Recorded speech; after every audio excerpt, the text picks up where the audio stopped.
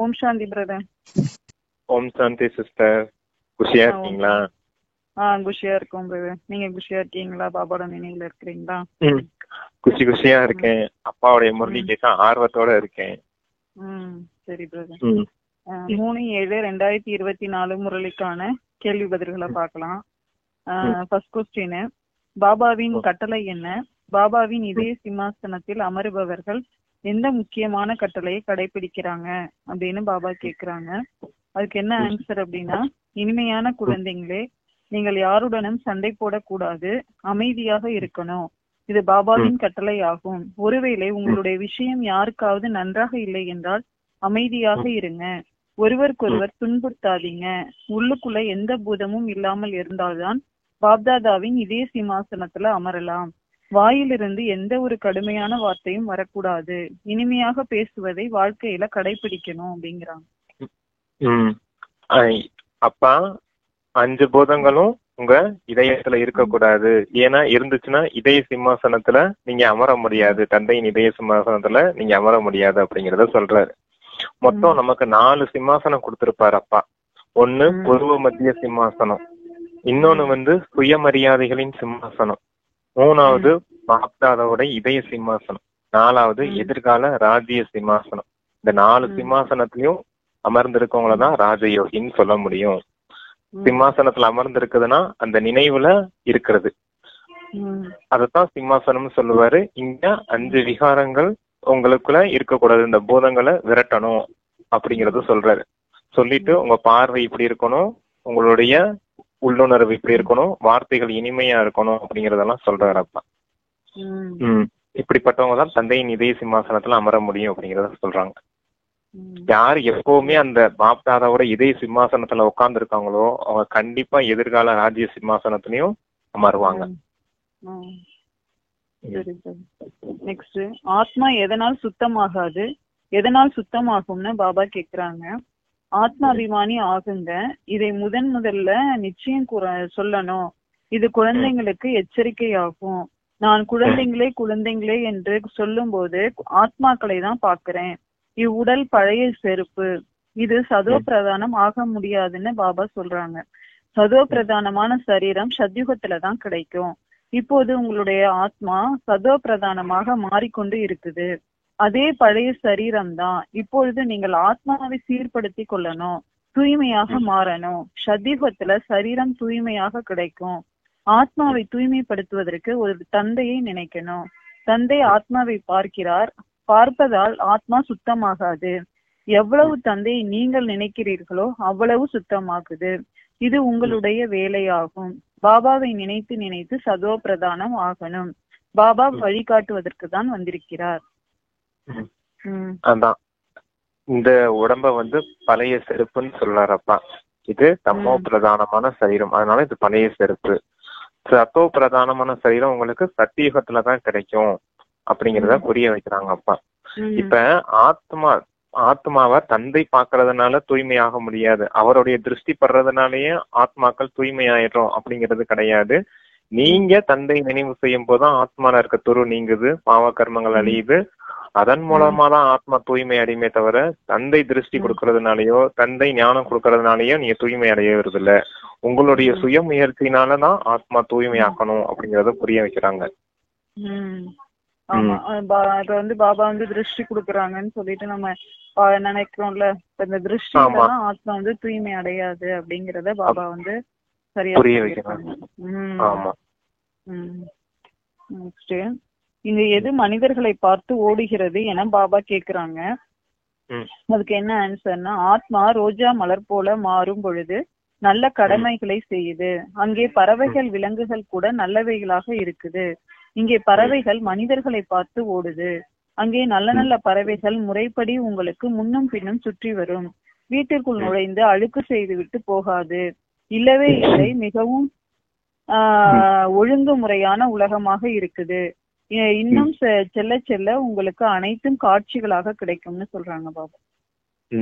இப்ப நம்ம வீட்டுக்குள்ள எல்லாம் பாத்தீங்கன்னு வச்சுக்கோங்க, ஒரு நாயோ பூனையோ வீட்டுக்குள்ள விட்டு பழகிட்டீங்கன்னு வச்சுக்கோங்க, அது ஒரு தடவை விட்டு பழகிட்டீங்கன்னா அது அடிக்கடி நம்ம வீட்டுக்கு வந்துட்டே இருக்கும், தொந்தரவு பண்ணிட்டே இருக்கும்.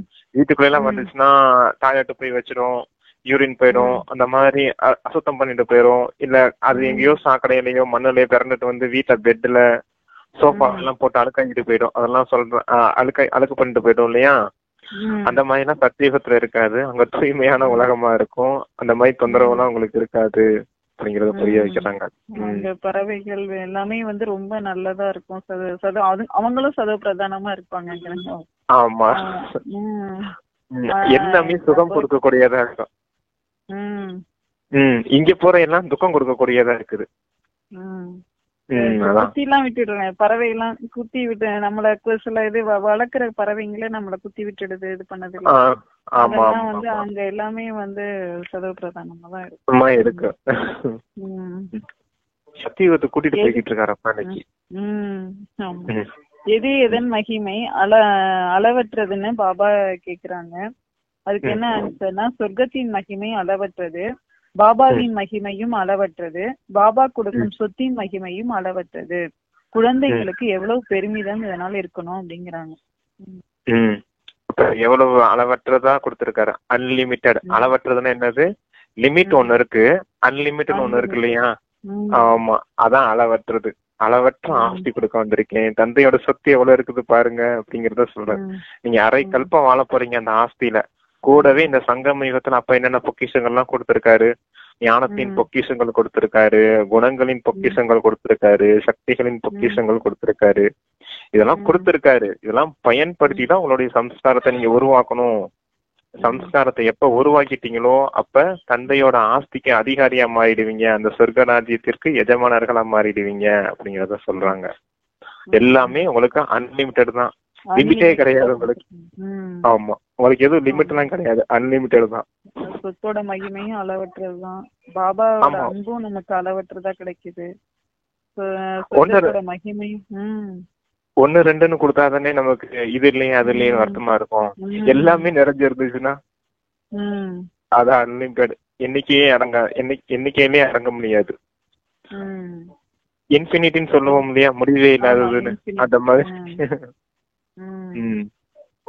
ஆனா இதுக்கு கால அளவு இருக்கு இல்லையா. சொர்க்கத்துல அரை கல்பம் தானே சிம்பிள் கூட இருக்கு பிரதர், 8 மாதிரி போடுவாங்க. அது வந்து இன்ஃபினிட்டி, அது எங்க தொட்டாலும் அது ஒரு இடத்துல முடியும். அந்த மாதிரி இன்ஃபினிட்டி முடியவே முடியாது. இல்ல மத்த எல்லா லெட்டர்ஸுமே உள்ள போயிருச்சுன்னா வெளியே வரும். இப்போ 1ன்னு போட்டீங்கன்னு வச்சுக்கோங்க, மேல அனுப்பணும்னா கீழே வந்துரும் இல்லையா. ஒரு ஓட்டை போட்டோம்னா வெளியே வந்துரும் இல்லையா. இங்க இருந்து மேல இருந்து ஒரு கோடு போட்டோம்னா மேல அனுப்புனா கீழே வந்துரும். 2ன்னு பார்த்தா உள்ள போயிட்டு வெளியே வந்துரும். அந்த மாதிரி 8 பார்த்தீங்கன்னு வச்சுக்கோங்க, உள்ள போனா வெளியவே வராது. உள்ள போயிருச்சுன்னா எதுவுமே வெளியே வராது. அது சொல்றாங்க. நெக்ஸ்ட், யார் மிகவும் இனிமையாக பேசக்கூடியவர்கள், யார் கடுப்பாக பேசக்கூடியவர்கள்னு பாபா கேட்கிறாங்க.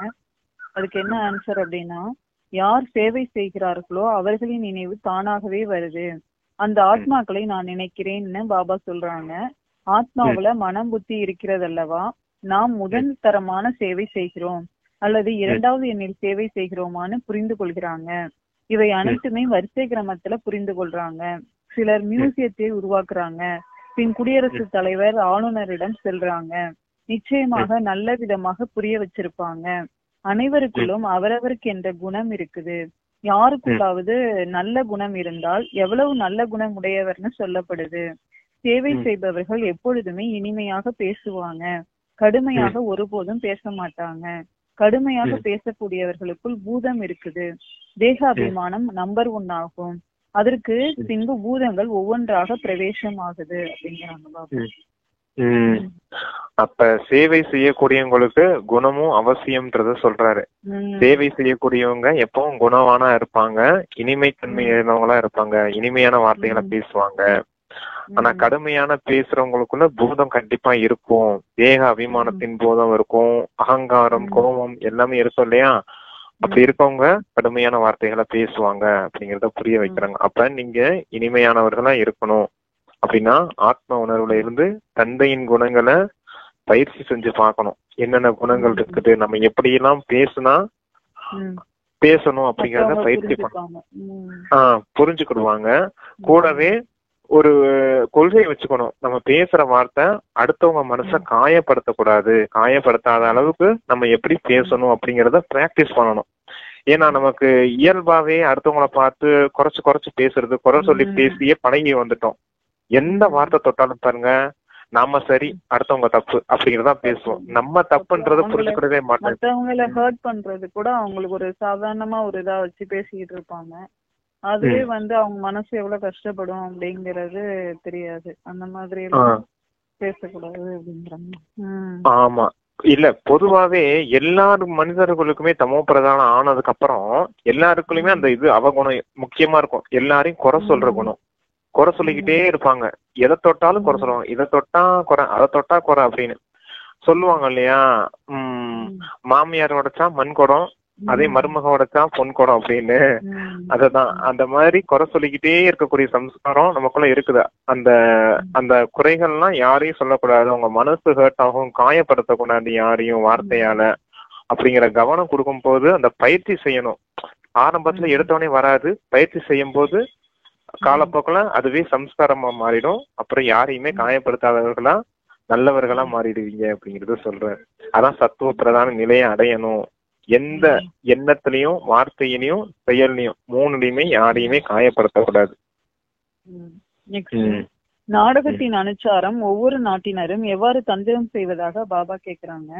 நாடகம் ஒரு சக்கரமாகும். நேரமும் சரியாக தெரிவிக்கிறாங்க. மத்தபடி நேரம் மிக குறைவாக இருக்குது. அவர்கள் சுதந்திரம் கொடுக்கறாங்க என்றால் 2 பிரிவாக பிரித்து தங்களுக்குள் சண்டையிட்டு கொண்டே இருக்கட்டும் என கொடுக்கறாங்க. இல்லை என்றால் அவர்களின் அணுகுண்டுகளை யார் வாங்குவாங்க? இதுவும் அவர்களின் வியாபாரம் இல்லையா? இதுவும் நாடகத்தின்படி அவர்களின் தந்திரமாகும். இங்கேயும் துண்டு துண்டாக பிரிந்து விட்டனர். இந்த துண்டு எங்களுக்கு கிடைக்க வேண்டும். சரியாக பிரிக்கவில்லை. இந்த பக்கம் தண்ணீர் நிறைய போகுது, நிலங்கள் நிறைய இருக்குது, இந்த பக்கம் தண்ணீர் குறைவாக வருது என தங்களுக்குள் சண்டையிட்டு கொள்றாங்க. மேலும் உள்ளுக்குள்ளும் பிரச்சனைகள் ஏற்படுது, பல சண்டைகள் நடக்குது அப்படிங்கிறாங்க பாபா. எதனால? இந்த நதினாலயா?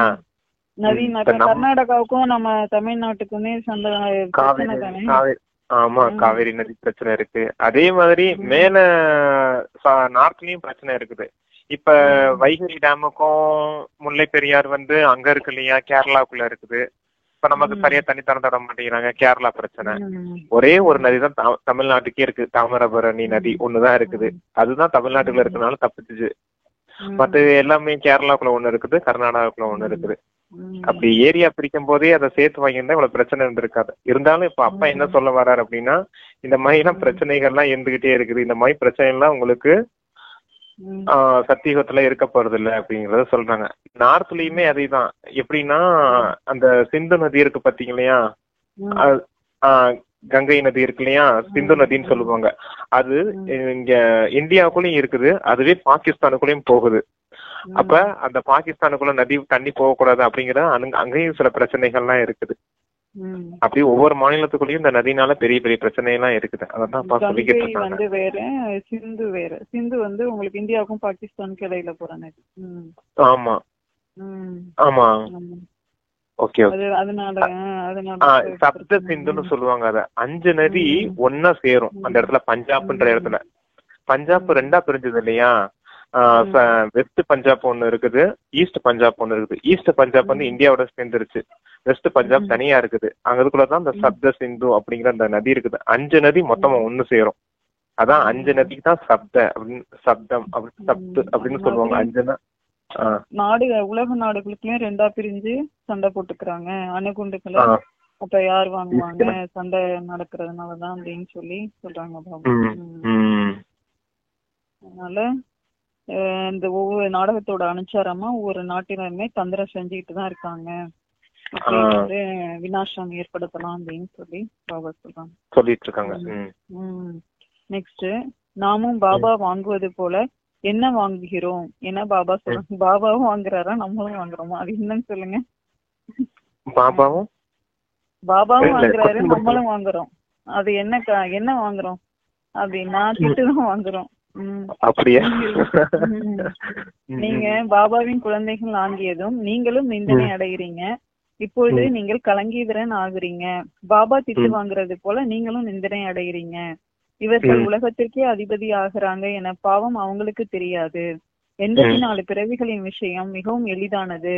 தாங்களே பூஜைக்குரியவர்களாகவும் பூஜாரியாகவும் மாறுறாங்க அப்படிங்கிறாங்க. அப்ப நமக்கு இந்த ஏற்றுக்கொள்ளும் சக்திக்கு தான் இந்த உதாரணம் சொல்லுவாரு. எப்பவுமே எந்த விஷயம் நடந்தாலும் நீங்க ஏற்றுக்கொள்ளணும் அப்படிங்கிறதுக்கு தான் அந்த உதாரணம். யாரு எல்லா கலங்கங்களையும் ஏற்றுக்கொள்றாங்களோ அவங்கதான் கலங்கிதர் ஆக முடியும் அப்படிங்கறத சொல்லுவார். அதுவும் பொதுவா தேவதைகளுக்கு ஒரு 5 கான்வெகேஷன் கொடுக்கப்பட்டிருக்கு இந்த பிரம்மகுமாரிஸ் டிகேஸ்க்கு. இந்த கான்வெகேஷன் எல்லாம் யாரு வாங்குறாங்களோ அவங்கதான் தேவதையாக முடியும் அப்படின்னு. அது ஒவ்வொரு கான்வெகேஷனா ஒண்ணுன்னா சொல்றேன். நம்ம படிக்கிறப்ப என்னென்ன கான்வெகேஷன் வாங்குவோம் அப்படின்னு. முழு உலகமும் உங்களை பழி சொல்லும், அதுதான் முதல் கான்வெகேஷன். நீங்க நிக்கிறதுக்கு 3 அடி நிலம் கூட யாரும் கொடுக்க மாட்டாங்க, இது 2வது கான்வெகேஷன். தினமும் முடியவில்லை, என்னால முடியவே இல்லை பாபா, இந்த ஆத்மாக்களோட போராட முடியலன்னு சொல்லுவோம். அதுதான் உங்களுக்கு 3வது கான்வெகேஷன். 4வது கொஞ்சம் மனசு ஆறுதல் படுத்திக்கலாம், இறுதி வரைக்கும் இறைவனுடைய துணை உங்களுக்கு இருக்கும் அப்படிங்கறதுதான் 4வது கான்வெகேஷன். 5வது அசம்பவம் எதெல்லாம் நினைக்கிறீங்களோ அதெல்லாம் சம்பவமாகும், இதுதான் 5வது கான்வெகேஷன். இந்த 5 கான்வெகேஷன் யாரு கையில வச்சிருக்கீங்களோ அவங்கதான் தேவதையாக முடியும் அப்படிங்கறத சொல்லுவாங்க. பிகேஸ் வாங்கக்கூடிய 5 கான்வெகேஷன் இது என்னைக்கும் மறந்துடக்கூடாது. இதுல நம்ம எந்த கான்வெகேஷன் எல்லாமே வாங்கிருக்கேன் நீங்க சொன்னது. ஆமா, வாங்கினாதானே தேவதையா மாற முடியும். கான்வெகேஷன் வாங்குறதுதானே படிச்சுட்டு இருக்கோம். இப்ப அதான் அப்பா சொல்லிக்கிட்டு இருக்காரு, எல்லா கலங்கங்களையும் யாரு ஏற்றுக்கொள்றாங்களோ அவங்கதான் கலங்கிதராக முடியும் அப்படின்னு. முதல்ல கான்வெகேஷன் என்னன்னா பட்ட படிப்புன்னு சொல்றோம் இல்லையா, அதத்தான் கான்வெகேஷன் சொல்லுவோம். இப்படி பட்டம்னா நம்ம வாங்குறோமா, நான் 5 விதமான பட்டம், அதத்தான் அப்பா சொல்லிட்டு இருக்காரு. சண்டை சச்சரவில் ஈடுபடுபவர்களிடம் நாம் எதை புரிந்து கொண்டு சாந்தமாக இருக்கணும் அப்படின்னு பாபா கேக்குறாங்க. சிலருடைய புத்தியில தாரணை ஆகுறதே இல்ல, இதுவும் நாடகத்துல அவருடைய நடிப்பாகும், வேறு என்ன செய்ய முடியும், எவ்வளவுதான் தலையை உருட்டினாலும் மேலே ஏற முடிவதில்லை, முயற்சி செய்ய வைக்கப்படுகிறது, ஆனால் அவர்களின் அதிர்ஷ்டத்தில் இல்லை, ராஜ்யம் உருவாகி கொண்டு இருக்குது, இதில் அனைவருமே வேண்டும், இவ்வாறு புரிந்து கொண்டு சாந்தமாக இருக்கணும், எந்த ஒரு சண்டை சச்சரவும் ஏற்படக்கூடாது, அன்போடு இவ்வாறு செய்யக்கூடாதுன்னு புரிய வைக்கணும். இந்த ஆத்மா கேக்குது, இதைவிட இன்னும் பதவி குறைந்து விடும், ஒரு சிலருக்கு நல்ல விஷயங்கள் புரிய வைத்தாலும் அசாந்தி அடைகிறாங்க, எனவே இது கடைசி இது விட்டுவிட வேண்டும், எனவே பதவி குறைந்துடுங்கிறாங்க பாபா. பதவி குறைந்துடும், ஒரு சிலருக்கு நல்ல விஷயங்களை புரிய வைத்தாலும் அசாந்தி அடைகிறாங்களாம், எனவே விட்டுவிட வேண்டும், தானே அவ்வாறு இருந்தால் ஒருவருக்கொருவர் துன்புறுத்தி கொண்டே இருப்பார், இது கடைசி வரை இருக்கும் அப்படிங்கிறாங்க பாபா. சென்டர்ல மாறி மாறி பிகேஸ்குள்ளே சண்டை போட்டுட்டு இருக்காங்களாம், அத சொல்றாங்க அப்பா. மாறி மாறி இப்படி சண்டை போட்டுட்டே இருந்தீங்கன்னா பதவி கீழானதா குறைஞ்சு போயிடும், உங்களுக்கு அதிர்ஷ்டத்தை நீங்களே கெடுத்துக்கிறீங்க உங்க அதிர்ஷ்டத்தை. அப்ப ஒருத்தர் இனிமையா அனுசரிச்சு அன்போட நடந்துக்கிடணும், ஏன்னா அன்பின் ஒத்துழைப்பு கொடுக்கணும், அதுதான் உண்மையான தெய்வீக குணங்கள். தெய்வீக குணங்களை இந்த சம்பந்தம் தொடர்புல கடைபிடிக்கும் போதுதான் அந்த சம்ஸ்காரத்தை உங்களை உருவாக்குறீங்க. அப்ப இந்த சம்ஸ்காரத்தை உருவாக்கணும்னா சம்பந்தம் தொடர்புலயும் நல்ல விதமான சர்டிபிகேட் வாங்கணும். சொல்றாரு இல்லையா, பரிவாரத்துக்கிட்டையும் நீங்க நல்ல ஒரு சர்டிபிகேட் வாங்கணும் அப்படின்னு. என்ன 3 சர்டிபிகேட் வாங்க சொல்லுவார் நம்மள?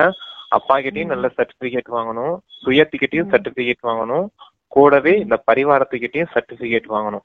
இந்த 3 விதமான சர்டிபிகேட்டும் உங்களுக்கு இறுதி நேரத்துல நீங்க கர்மாதீத நிலை அடையிறதுக்கு, சம்பூர்ண நிலை அடையிறதுக்குலாம் ஆசீர்வாதங்களின் கணக்கெல்லாம் சேமிச்சுக்கோங்கன்னு சொல்றாரு இல்லையா.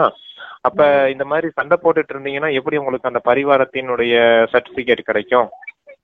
அப்ப இந்த தெய்வீக குணங்கள், இந்த சர்டிபிகேட் ஆசீர்வாதம்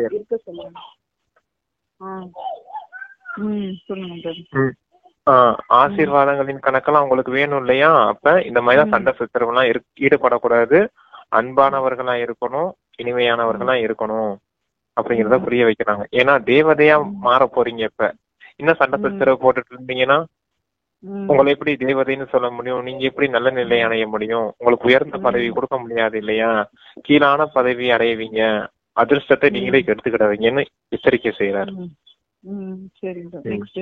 மாயாவின் புயல் வரும்போது பிறகு எதுவும் பயிற்சியாகிவிடும் என்றும் கலங்கீதரன் ஆகுபவர்கள் மீது என்ன ஏற்படுகிறது எனவும் பாபா கேக்குறாங்க.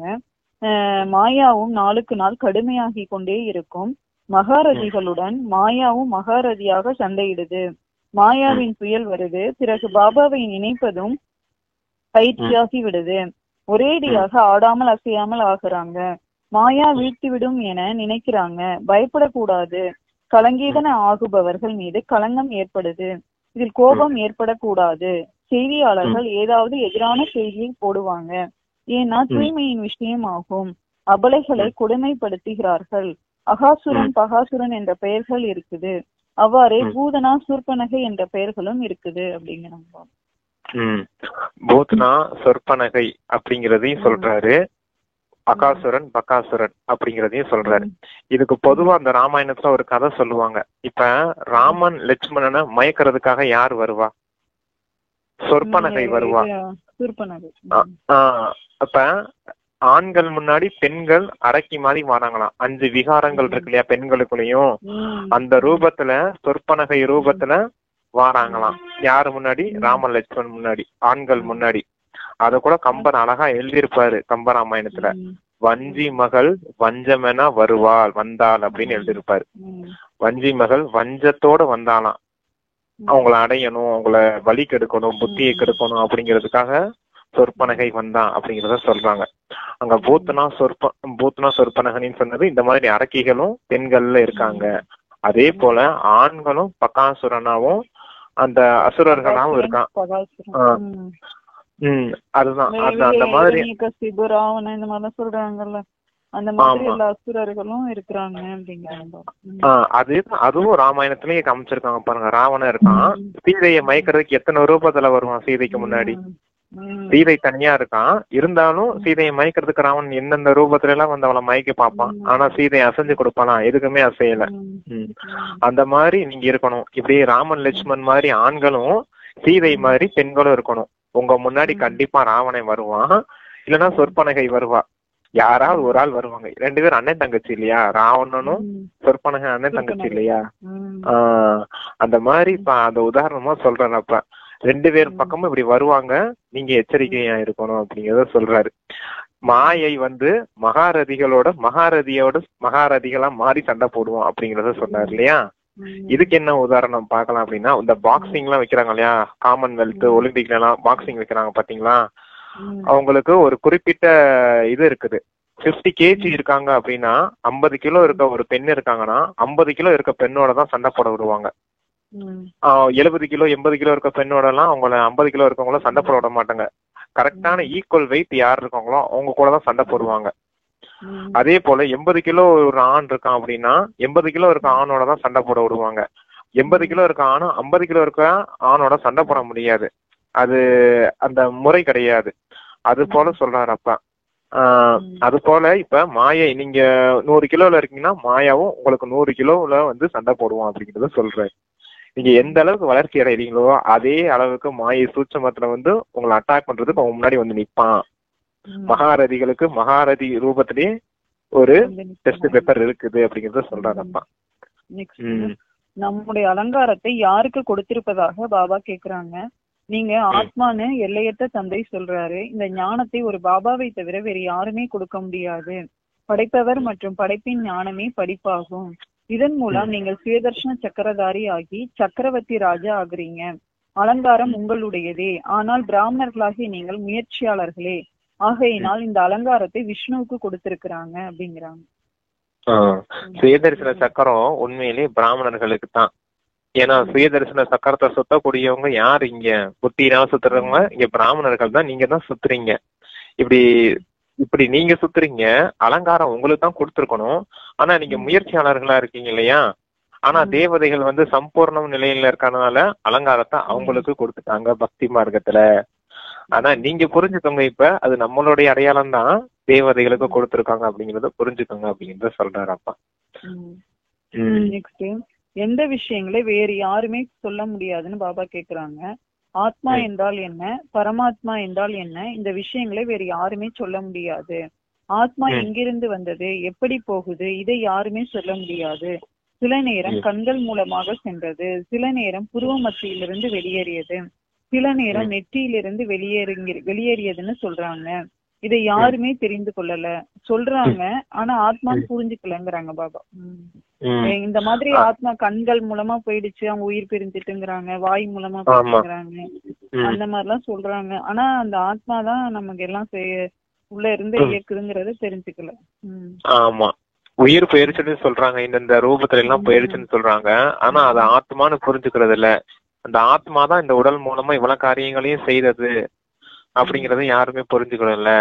உடலுக்கான அலங்காரம் தானே செஞ்சுட்டு இருக்காங்க, அதை கொண்டு போய் அடக்கம் பண்றது என்ன, அதுக்கு மரியாதை செலுத்துறது என்ன, அதை வச்சுட்டு அழுகுறது என்ன, ரேடியோ செட்டு கட்டி ஒப்பாரி வச்சுக்கிட்டு இருக்காங்க இங்கெல்லாம். அதான் இறந்துச்சுல, அமைதியா கொண்டு போய் அடக்கம் பண்ணிட்டு அவங்களுக்கு செய்ய வேண்டிய மரியாதை செஞ்சுட்டு இருக்கலாம்ல. ரேடியோ செட்டு கட்டி ஒப்பாரி வைக்கிற அளவுக்கு என்ன இருக்கு இங்க? எல்லாருக்கும் அதான் ஆடம்பரம், என்ன செய்யறதுன்னே தெரியாம செஞ்சுட்டு இருக்காங்க பாத்தீங்களா. அது வீட்டுல இல்ல, இறந்த அன்னைக்கே ஊர்ல இருக்க பாட்டிமார்கள்லாம் கூட்டு வச்சு ரேடியோ செட்டு கட்டி மைக்கு முன்னாடி உட்கார வச்சு அழுதுகிட்டு இருக்காங்கப்பா. இப்படி எல்லாம் செய்யணும் என்ன இருக்கு? சரி, மத்தவங்களையும் தூங்க விட மாட்டாங்க, அடுத்த வயசுல.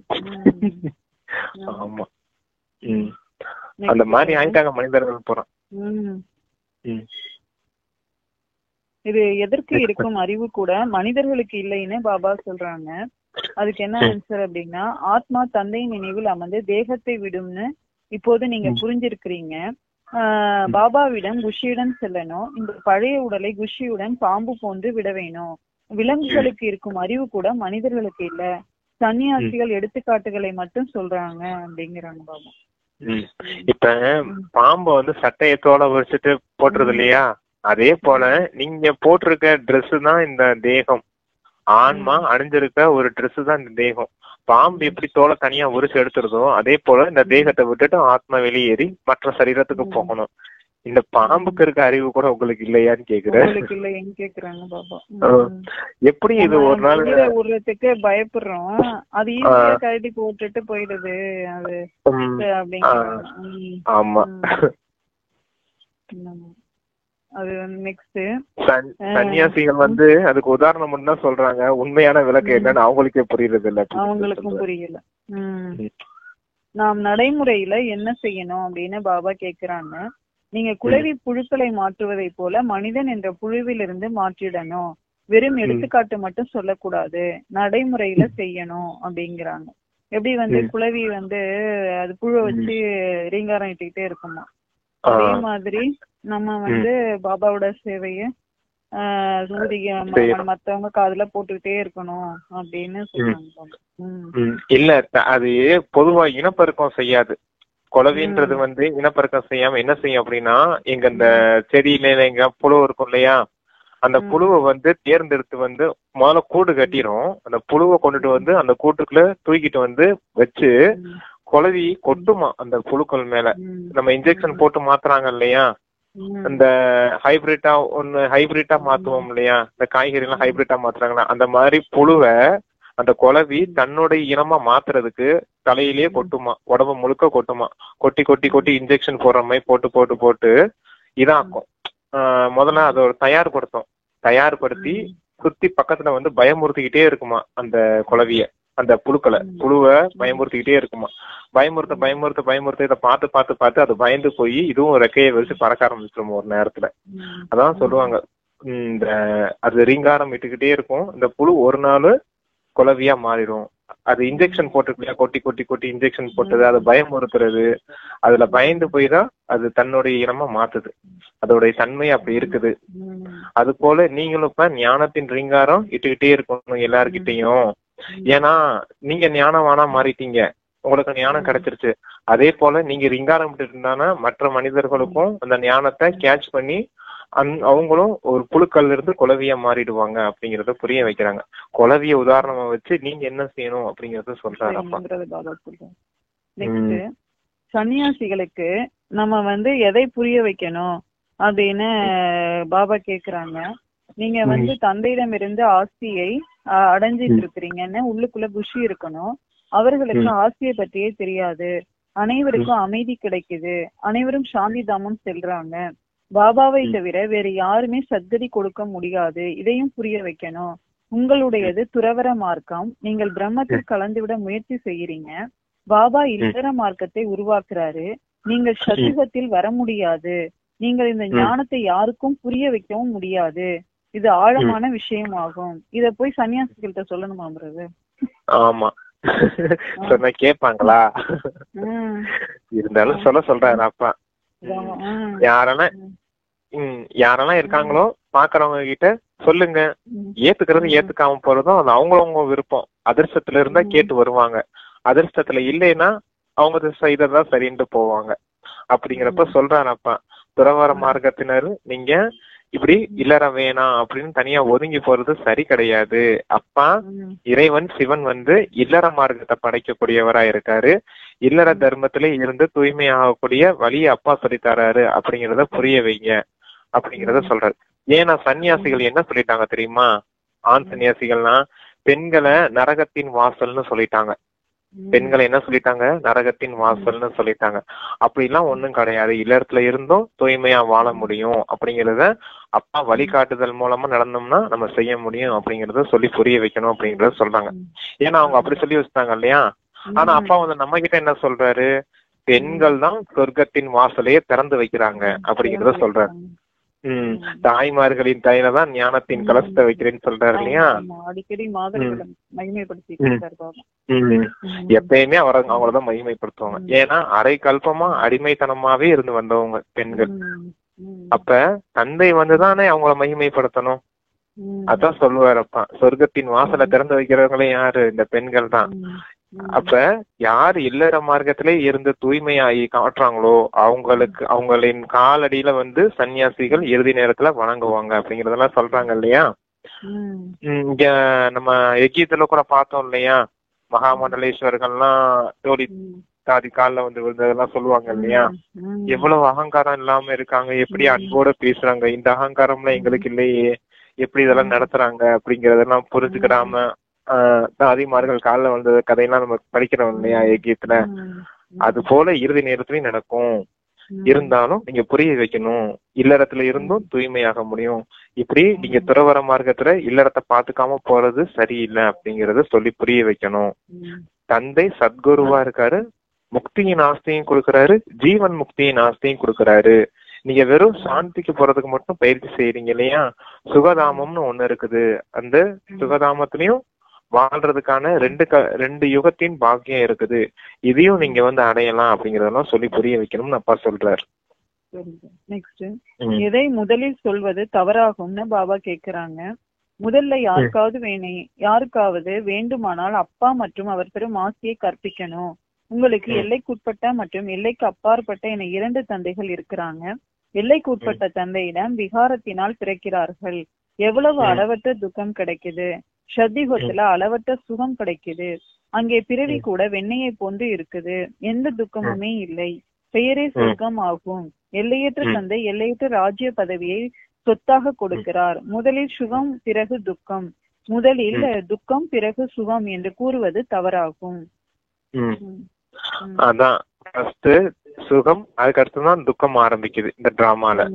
அப்படிதான் சொல்லணுமே தவிர முதல்ல துக்கத்தை அனுபவிச்சுட்டு அடுத்த சுகம் அனுபவிப்பாங்க அப்படிங்கறதெல்லாம் கிடையாது அப்படிங்கறத புரியுது.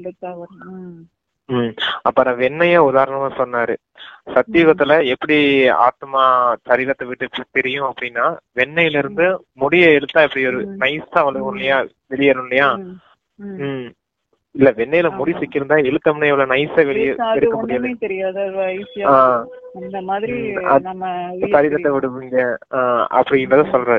இப்பவும் இறுதி நேரத்துல தந்தை நினைவுல இருந்தீங்கன்னா, முழு பாவ கர்மங்களையும் அழிச்சிட்டீங்கன்னா, இறுதி நேரத்துல வெண்ணெயில முடி இழுக்கிற மாதிரி உங்களை நான் எடுத்துட்டு போயிருவேன். அது போல நீங்க சரீரத்தை விட்டுட்டு போகணும். இப்படி உங்களுக்கு அரை கற்பத்துக்கு பாக்கியமும் கிடைக்குதாதான் அந்த வெண்ணெயில முடி இழுக்கிறதுன்னு உதாரணம். எப்படி நம்ம இறக்கும் சரீரம் விடும்போது கூட அவங்க எப்படி அவங்க பாபா கிட்ட போய் நின்னாங்களாம். அவங்க நான் எப்படி சரீரத்துல இருந்து வெளியே வந்தேன்னு சொல்லிட்டு பாபாட்டே கேட்டாங்களாம். இந்த மாதிரி போக எடுத்துட்டு போனவங்க வந்து சொன்னதா சொன்னாங்கல்ல. ஆமா, அந்த மாதிரி வந்து அவங்களுக்கு சரீரம் விட்டதே தெரியலையா, உதாரணமா கூட சொல்லுவாங்க. என்ன பாபா, நான் இங்க வந்துட்டேன் உங்ககிட்ட. நான் ரொம்ப நாளா நினைச்சிட்டு இருந்தேன் உங்ககிட்ட வரணும், சுட்சமோதனத்துக்கு வரணும்னு. ஆனா நான் இன்னைக்கு கூட சான்ஸ்ல கரெக்டா வந்துட்டேன் பாத்தீங்களா அப்படின்னு சொன்னாங்களாம். இல்ல குழந்தை, நீ சரீரத்தை விட்டுட்டு வந்துட்ட அப்படின்னு சொன்னாங்க. அப்படியா, எனக்கு ஒண்ணு அப்படி தெரியலையே அப்படின்னு சொன்னாங்களாம். அங்க அத போக எடுத்துட்டு போன ஒரு போக் சந்தேஷ் வந்து சொன்னதா சொன்னாங்க. சூப்பர் சூப்பர், நல்ல பாயிண்ட். புது உலகம் பழைய உலகம் பற்றி பாபா சொல்றது என்ன?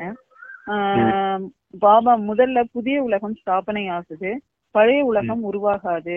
பழைய கட்டிடத்தை யாராவது கட்டுவார்களா? புது உலகத்தில் ராவணன் இருக்க முடியாது. பாபா புரிய வைக்கிறார் என்றால் புத்தியில யுக்திகள் இருக்கணும். எல்லையற்ற தந்தை எல்லையற்ற சுகத்தை கொடுக்கிறாரு. எப்படி கொடுக்கிறாருங்கிறத என்பதை புத்தியில வைக்கலாம். புரிய வைப்பதற்கும் யுக்திகள் வேண்டும். துக்கதாமத்தின் துக்கத்தையும் கூட நீங்க சாட்சாத்காரம் செய்யுங்க. எவ்வளவு அளவற்ற துக்கம் இருக்குது. அளவற்றது பெயரே துக்க உலகமாகும். இதை சுகமான உலகம்னு சொல்ல முடியாது. சுகமான உலகத்துல ஸ்ரீ கிருஷ்ணர் இருக்கிறார். ஸ்ரீ கிருஷ்ணரின் கோயிலையும் கூட சுகதாமம்னு சொல்றாங்க. அவர் சுகமான உலகத்துக்கு அதிபதியாக இருந்தார். அவருடைய பூஜை இப்பொழுதும் கோயில்ல நடக்குது அப்படிங்கிறாங்க. அப்பா உங்களுக்கு புதிய வீடை கட்டித்தரேன் அப்படிங்கறத சொல்றாரு. சொர்க்கம்ங்கிற புதிய வீடை கட்டித்தரேன் அப்படிங்கறத சொல்றாரு. வீடு கட்டித்தரவங்க யாரு? இன்ஜினியர் இல்லையா? கொத்தனாரு இன்ஜினியர். அப்ப இன்னைக்கு அப்பா இன்ஜினியரா வந்திருக்காரு. உங்களுக்கு நான் புதிய வீடை கட்டித்தரேன், இது பழைய வீடா மாறி போயிடுச்சு. இந்த பழைய வீட்டுல இருந்து இப்ப நீங்க புதிய வீட்டுக்கு போகணும். அப்ப புதிய வீட்டை நினைவு செய்யுங்க. அங்க எப்படி எல்லாம் வாழ்ந்திருக்கீங்க ஏற்கனவே, நீங்க இப்பவும் போய் மறுபடியும் வாழ போறீங்க. அங்க வாழ்றதுக்கு தகுதி உடையவரா மாறுங்க. அதுக்கேற்ற தெய்வீக குணங்களை தாரணை செய்யுங்க அப்படிங்கறத சொல்றாங்க அப்பா.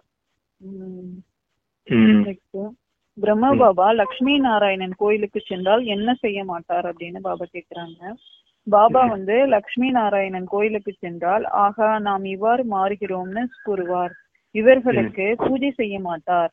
நம்பர் 1 ஆகிறார் என்றால் 2ஆம் 3ஆம் அவரை பூஜை ஏன் செய்யணும்? நாமும் சூரிய வம்சியாக மாறுகிறோம். மனிதர்களுக்கு இது தெரியாது. அவர்கள் அனைவரையும் பகவான்னு சொல்றாங்க. எவ்வளவு இருள் இருக்குது அப்படிங்கிறாங்க பாபா. தேகதாரிகளை பகவான்னு சொல்லிடுறாங்க. அதுதான் அஞ்ஞானத்தின் இருள் பாதிக்கப்பட்ட நேரம் தான் துவாபர யுகம்ன்றது சொல்றாரு. மனிதர்களை எங்க நம்ம ஆரம்பிச்சோம் பக்திய? மனிதர்கள தேகதாரிகளை பூரா பகவான்னு சொல்லி இந்த துவாபர யுகத்துல தானே. அவங்க எல்லாம் பகவான் கிடையாது. அவங்கெல்லாம் தேக ரீதியில வாழ்ந்த மனிதர்கள் தான். தெய்வீக குணங்கள் கொண்டதுனால அவங்க தேவதைகள்னு சொல்றோம். ஆனா அவங்க பகவான் கிடையாது. நிராகார தந்தையை மட்டும்தான் பகவான்னு சொல்ல முடியும். ஏன்னா அவரைத்தான் சாஸ்திரத்திலேயே சொல்லியிருக்காங்க, காண முடியாதவர், காண கிடைக்காதவர், அவினாசி, அபோக்தா, அஜன்மா, அயோனிஜகா, இப்படின்னு ஏகப்பட்ட வர்ணனைகள் அங்க சாஸ்திரத்திலே இருக்கு. அதெல்லாம் சொல்லி புரிய வைங்க அப்படிங்கறத சொல்றாங்க. அபோக்தானா எதையுமே அனுபவிக்காதவர்னு அர்த்தம். அஜன்மா அப்படின்னா ஜென்மமே எடுக்காதவர். எந்த தேக உடலுக்குள்ள வந்து ஜென்மம் எடுக்கல இல்லையா? அப்பா ஞானம் சொல்றதுக்காக பிரம்மா பாபா உடம்புல வராரே தவிர கர்ப்பத்துல உதிக்கல இல்லையா? அயோ நிஜகா அப்படின்னு சொல்லியிருக்காங்க. அயோ நிஜகானா பெண்களின் யோனி மூலமா பிறக்காதவர் அப்படின்றதுதான். உடல் ரீதியினால இப்படி பிறவி எடுக்காதவர் அப்படிங்கறதுக்கு தான் அப்படி சொல்லியிருக்காங்க. இந்த உதாரணத்தை எல்லாம் சொல்லி பகவான் வந்து நிராகாரர் அப்படிங்கறத புரிய வைங்க அப்படிங்கறத சொல்றாங்க அப்பா. யாருடைய பிறவியை வைரம் போன்றதுன்னு சொல்ல முடியாதுன்னு பாபா கேக்குறாங்க.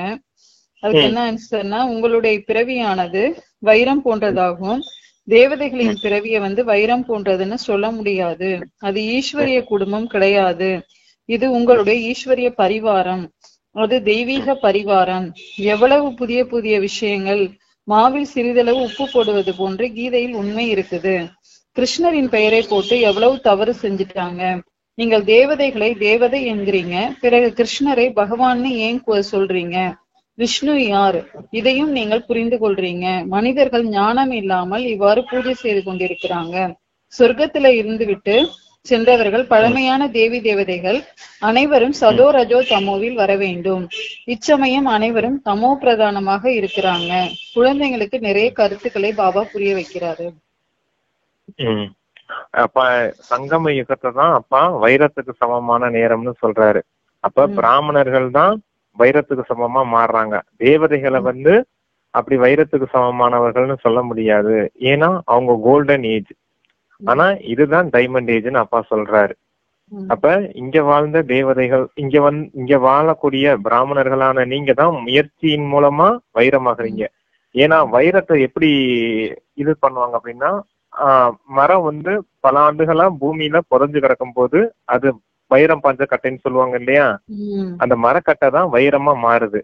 அதை எடுத்துட்டு கொஞ்சம் கொஞ்சமா அந்த பட்டை தீட்டுவாங்க இல்லையா, அழுக்குகளை பூரா பட்டை தீட்டும் போதான் உள்ள அந்த வைரம் கிடைக்கும்.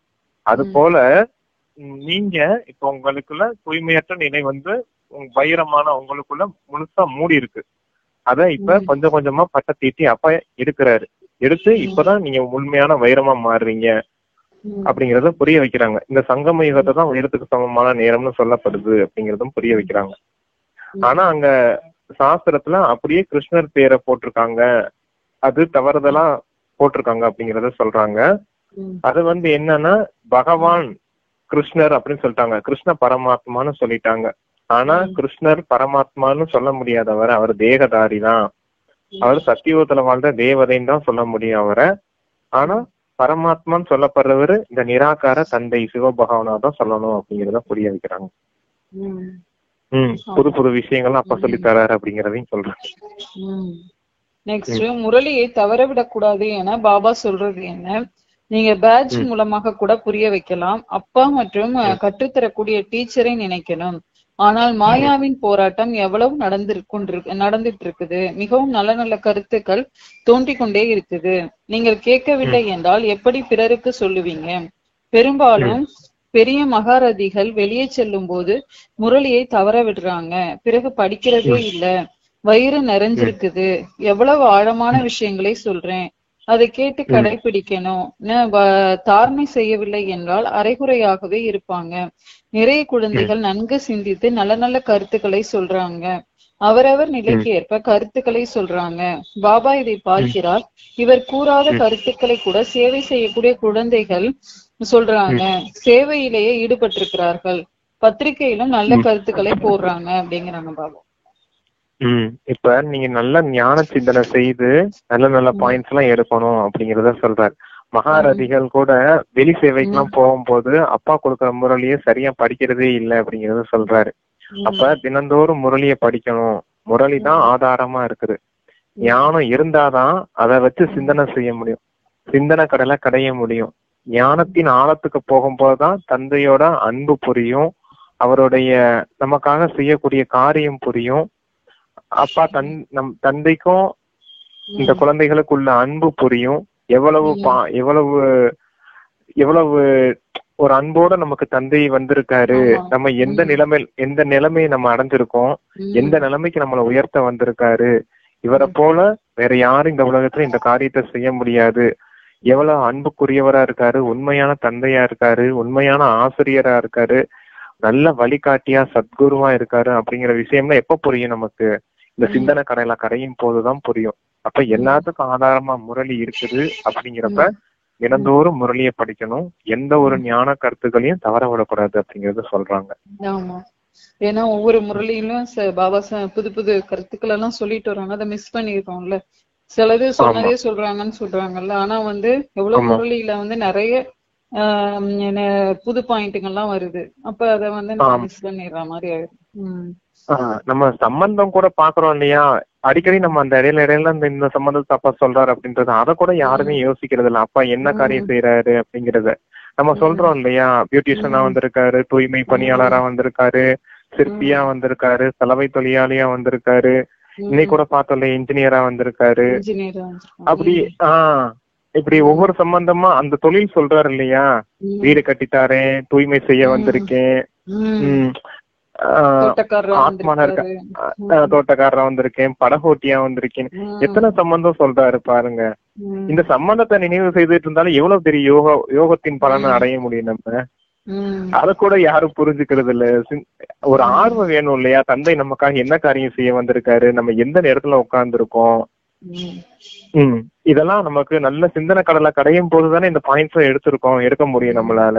அதெல்லாம் புரிய வைக்கிறாரு. அதான் புது புது ஞான பாயிண்ட்ஸ் தான் உங்களுக்கு தாரேன் அப்படிங்கறத. எல்லாம் நம்ம புருஷார்த்தத்துக்கு தான் இதெல்லாம். முழு உலகத்தின் கயிறும் யாருடைய கையில இருக்குதுன்னு பாபா சொல்றாங்க. அதுக்கு என்னன்னா, குழந்தைங்களாக நீங்க உலகத்திற்கு அதிபதியா ஆகுறீங்க. பாபா எவ்வளவு உயர்ந்தவராக உங்களை மாத்துறாரு. முழு உலகத்தின் கயிறும் லகான் அந்த இது உங்க கையில வரப்போகுதுங்கிற பாடலும் இருக்குது இல்லையா? யாருமே பறிக்க முடியாது. இந்த லட்சுமி நாராயணன் உலகத்துக்கே அதிபதியா இருந்தனர் இல்லையா? அவர்களை கற்க வைக்கக்கூடியவர் நிச்சயமாக பாபா தான். இதையும் நீங்க புரிய வைக்க முடியும். அவர்கள் ராஜ்ய பதவியை எப்படி அடைஞ்சாங்க, கோவில்ல இருக்கும் பூஜாரிகளுக்கு கூட தெரியல. உங்களுக்கு அளவற்ற குஷி இருக்கணும். ஈஸ்வர் சர்வவியாபி இல்லைங்கிறத நீங்க புரிய வைக்கலாம். இச்சமயம் 5 பூதங்களும் சர்வவியாபியா இருக்குது. ஒவ்வொருவருக்குள்ளும் இந்த விகாரங்கள் இருக்குது. மாயாவின் 5 விகாரங்கள் இருக்குது. மாயை சர்வவியாபியாக இருக்குது. நீங்க ஈஸ்வரனை சர்வவியாபி என்கிறீங்க. இது தவறு இல்லையா? ஈஸ்வர் எப்படி சர்வவியாபியா ஆக முடியும்? அவர் எல்லையற்ற ஆஸ்தியை கொடுக்கிறார், முட்களை மலராக மாத்துகிறார். குழந்தைகள் புரிய வைப்பதற்காக பயிற்சி செய்யணும் அப்படிங்கிறாங்க. ஞான சிந்தனை செய்யணுங்கிறாங்க. ஆமா, இப்ப சர்வவியாபி யாரா இருக்கான் அப்படிங்கறத சொல்றாரு. ராவணன் தான் மொத்தமா மாயை தான் சர்வவியாபியா இருக்கான். தந்தை ஒண்ணும் சர்வவியாபியா இல்ல. என்ன சொல்லிட்டாங்க மனிதர்கள், இந்த சன்னியாசிகள் என்ன சொல்லிட்டாங்க? இறைவன் சர்வவியாபியா இருக்காரு. உனக்குள்ள இறைவன் இருக்காரு, எனக்குள்ள இறைவன் இருக்காரு. இந்த உலகம் முழுக்க எல்லா இடங்கள்லயும் நீக்கமர நிறைந்திருக்கிறார் அப்படின்னு சொல்லிட்டாங்க. அப்ப சொல்றாரு, இப்ப நான் ஒண்ணு எல்லா இடத்துலயும் நிறைஞ்சிருக்கல, உங்களுக்குள்ளயும் கடவுள் இருக்கா, எங்களுக்குள்ளயும் கடவுள் இருக்கான்னு சொன்னதெல்லாம் மொத்தமா தப்பு. உங்களுக்குள்ளயும் விகாரம் இருக்குது, இவங்களுக்குள்ளயும் விகாரம் இருக்குன்றதுதான் உண்மை. உனக்குள்ளயும் மாயை இருக்கான், இவங்களுக்குள்ளயும் மாயை இருக்கான் அப்படிங்கறத சொல்றாரு. அப்ப மாயை தான் மொத்த முழு உலகத்திலயும் சர்வ வியாபியா நிறைஞ்சிருக்கான். எல்லாருக்குள்ளயும் இப்ப அப்படிதான் நீங்க புரிய வைக்கணுமே தவிர தந்தைய சர்வ வியாபின்னு சொல்றது மிகப்பெரிய அறியாம. எப்ப நீங்க தந்தைய சர்வ வியாபின்னு சொன்னீங்களோ அப்பதான் அஞ்ஞானத்தின் இருள் உங்களை மூழ்கடிச்சிருச்சு அப்படிங்கறத சொல்றாரு. பாபாவை சர்வவியாபின்னு சொன்னதே நம்ம தானா? அது பாபா உங்களுக்கு கணக்கு இருக்குங்கிறாருல பாபா. இதுக்கெல்லாம் கணக்கு வழக்கு செட்டில் பண்ணணும்.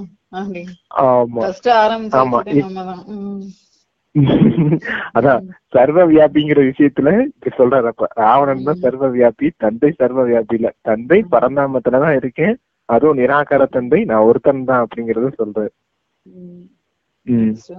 யார் விதிபூர்வமான பூஜைக்குரியவங்க அப்படின்னு பாபா கேக்குறாங்க. அதுக்கு என்னன்னா, பூஜைக்குரியவர் ஆவதற்கான விசேஷ ஆதாரம் பவித்திரத்தா. எந்த அளவு அனைத்து விதமான தூய்மையை தன்னுடையதாக்கி கொள்ளும் பொழுது அனைத்து விதத்திலும் பூஜைக்குரியவராக முடியும். யார் விதிபூர்வமாக ஆதி அனாதி விசேஷ குணத்தின் ரூபத்துல தூய்மையை தன்னுடையதாக்கி கொள்றாங்களோ அவங்க விதிபூர்வமாக பூஜைக்குரியவங்க ஆகுறாங்க. யார் ஞானி மற்றும் அஞ்ஞானி ஆத்மாக்களின் தொடர்பில் வந்தாலும் தூய்மையான உள்ளுணர்வு, பார்வை, எண்ணத்தின் அலைகளில் இருந்து யதார்த்தமாக தொடர்பு உறவுகளை பராமரிப்பாங்க. கனவில் கூட அவர்களின் தூய்மையை இழக்க மாட்டாங்க. அவர்கள் தான் விதிபூர்வமான பூஜைக்குரியவர்கள் ஆவாங்க அப்படிங்கிறாங்க பாபா. அனைத்து விஷயங்களிலும் தூய்மை அப்படின்னா என்ன? எல்லா விஷயத்திலும் தூய்மைன்னா நமக்கு தெரியும், பவித்திரமா இருக்கணும் அப்படின்னு. எது எல்லாம் தூய்மையா இருக்கணும்னு கேட்டா என்ன சொல்றது கேட்டீங்களா? அனைத்து விஷயங்கள்லயும் தூய்மையா இருக்கணும். பார்வையில தூய்மை இருக்கணும், உள்ளுணர்வுல தூய்மை இருக்கணும், வார்த்தையில தூய்மை இருக்கணும், சம்பந்தம் தொடர்புல அங்க தூய்மை இருக்கணும், செய்யக்கூடிய செயல் அதான் எண்ணம், சொல், செயல், பார்வை, விருத்தி, திருஷ்டி. அப்ப என்ன சொல்றாரு? பாவனை, பாவம், சுபபாவனை, சுபபாவம் சொல்றாரு இல்லையா? இப்படி எல்லா விஷயங்களிலும் தூய்மையை கடைபிடிக்கணும். அவங்களத்தான் விதிபூர்வமான பூஜைக்குரியவர்னு சொல்ல முடியும். இப்படிப்பட்டவர்களுக்கு தான் அங்க அங்கமும் பூஜை நடக்குது மூர்த்தியின் ரூபத்துல. பார்த்தோம் இல்லையா ஏற்கனவே? அப்படி நான் தந்தை இங்க சொல்றாங்க. அப்ப நெக்ஸ்ட், விஸ்வ நன்மைகளை காரியம் எப்பொழுது சம்பன்னமாகும் அப்படிங்கிறாங்க பாபா. விஸ்வ நன்மைக்கான காரியம் எப்பொழுது சம்பன்னமாகும்? அதுக்கு என்னன்னா, வியக்தத்தில் இருந்து அவ்வியக்த பரிஸ்த ஆகி சேவை செய்யுங்க. அப்பொழுது விஸ்வ நன்மைக்கான காரியம் தீவிரமான முறையில சம்பன்னமாகும், நிறைவாகும்னு பாபா சொல்றாங்க. வியக்தத்துல இருந்து அவ்வியக்த பரிஸ்தாவா ஆகி சேவை செய்யணுமா. அப்பொழுது விஸ்வ நன்மைக்கான காரியம் தீவிரமான முறையில சம்பன்னமாகும், நிறைவாகுங்கிறாங்க பாபா. அப்பா விஸ்வ கல்யாணக்காரி அப்படிங்கிற டைட்டில் கொடுக்குறாரு நமக்கு. அப்பா சொல்லுவாரு அவ்வியத்துல இருந்து வெக்தத்துல இருந்து அவ்வியக்தம் ஆகணும் அப்படின்னா இந்த நினைவு இருக்கணும் உங்களுக்கு. அப்பா நம்ம கிட்ட சொல்றாங்க இல்லையா, நீங்க எப்பவும் நினைவின் திலகம் வச்சுக்கோங்க அப்படின்னு. நினைவின் திலகம்ன்றது என்ன? நான் ஆன்மாங்கிற திலகம். அது ஆன்மாங்கிற திலகம் வைக்கிறதுதான் பூர்வ மத்திய சிம்மாசனம். முதல்ல ஆரம்பத்துல சொன்னோம் இல்லையா. ரெண்டாவது விஸ்வ கல்யாணக்காரிங்கிற கிரீடத்தை அணிஞ்சுக்கோங்க அப்படிங்கிறதுதான் சுயமரியாதைகளின் சிம்மாசனம். புரியுதா உங்களுக்கு? பூர்வ மத்திய சிம்மாசனம். கிரீடம்ங்கிறது சுயமரியாதைகளின் சிம்மாசனம். மூணாவது பாப் தாதாவின் இதய சிம்மாசனம். அதான் பாப் தாதாவின் இதய சிம்மாசனம். அது மூன்றுலயும் அமர்ந்துருங்க. ஒண்ணு நீங்க எங்கெங்க இருக்கணும்? பூர்வ மத்தியில இருக்கணும், இல்ல விஸ்வ கல்யாணக்காரிங்கிற சுயமரியாதையில இருக்கணும், இல்லாட்டினா பாப் தாதாவோட இதய சிம்மாசனம்னா தந்தையின் நினைவுல அன்புல மூழ்கி இருக்கணும். யாரு இப்படி அலங்கரிக்கப்பட்டவர்களா இருப்பாங்களோ அவங்கதான் எதிர்கால ராஜ்ய சிம்மாசனத்திலே அமர முடியும் அப்படிங்கறத சொல்றாங்க அப்பா. அப்ப எப்பவும் இப்படி அலங்கரிக்கப்பட்டவர்களாவே இருங்க. இப்படி அலங்கரிக்கப்பட்டவர்களை தான் பாப் தாதா பார்க்க விருப்பப்படுறேன். தந்தையின் ஆசையை பூர்த்தி செய்வீங்களா அப்படின்லாம் கேட்பாரு முரளியில, அவ்வியத்தவாணியில. ஓம் சாந்தி. தேங்க்யூ பாபா. ஓம் சாந்தி. தேங்க்யூ. தேங்க்யூ பாபா.